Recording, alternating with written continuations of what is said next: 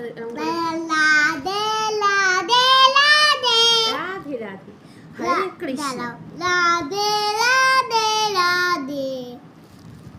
এবার হরে কৃষ্ণ হরে কৃষ্ণ কৃষ্ণ কৃষ্ণ হরে হরে হরে রাম রাম রাম হরে হরে।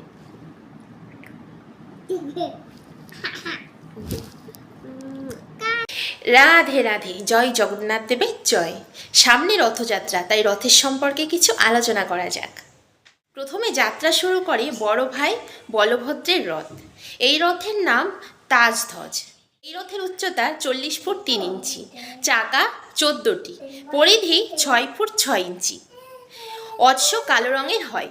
4টি অশ্বের নাম যথাক্রমে ত্রিবা, ঘোড়া, দীর্ঘশর্মা এবং স্বর্ণাভা।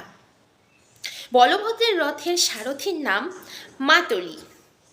রথ যে রাশির সাহায্যে টানা হয় সেই রাশির নাম বাসুকীনাথ এবং রথের উপরে যে পতাকা রয়েছে তার নাম উন্নয়নী। আর জগন্নাথ দেবের পতাকার নাম ত্রৈলোক্য মোহিনী।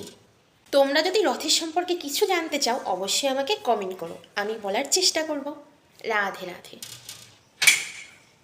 তোমরা যদি রথের সম্পর্কে কিছু জানতে চাও অবশ্যই আমাকে কমেন্ট করো, আমি বলার চেষ্টা করব।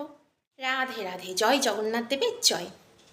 সামনে রথযাত্রা, তাই রথ সম্পর্কে কিছু আলোচনা করি। প্রথমে আমি একটা ভিডিও করেছি, এটা দ্বিতীয় পার্ট। এরপরে যাত্রা শুরু করে বোন সুভদ্রার রথ। সুভদ্রার রথের নাম দেবদলন। রথের উচ্চতা 40 ফুট 3 ইঞ্চি। এতে থাকে 12টি চাকা, চাকার পরিধি হয় 6 ফুট 8 ইঞ্চি। এতে থাকে রথের রং কালো ও লাল।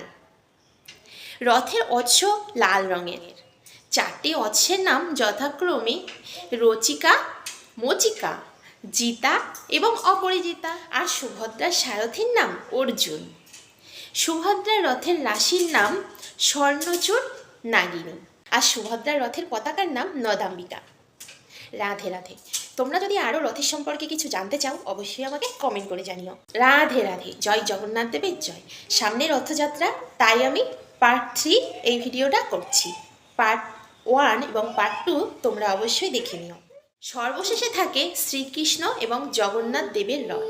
পতাকায় কপিরাজ হনুমানের মূর্তি আঁকা রয়েছে, তাই এই রথের নাম কপিধ্বজ। রথের সারথীর নাম দারুকা। এই রথের উচ্চতা 44 ফুট 2 ইঞ্চি।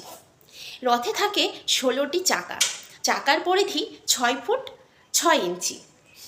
অশ্বের রং হয় সাদা। 4টি অশ্বের নাম যথাক্রমে শঙ্খ, পলাহ এবং হরিদ্বস। জগন্নাথ রথের রাশির নাম শঙ্খচূড়। তোমরা যদি রথের সম্পর্কে আরও অনেক কিছু জানতে চাও অবশ্যই আমাকে কমেন্ট করে জানিও। জয় জগন্নাথ দেবের জয়। রাধে রাধে। রাধে রাধে। বন্ধুরা, সামনে রথযাত্রা। রথ নির্মাণে যে সমস্ত কাঠ ব্যবহার হয় সেগুলো কোথা থেকে আসে তোমরা জানো?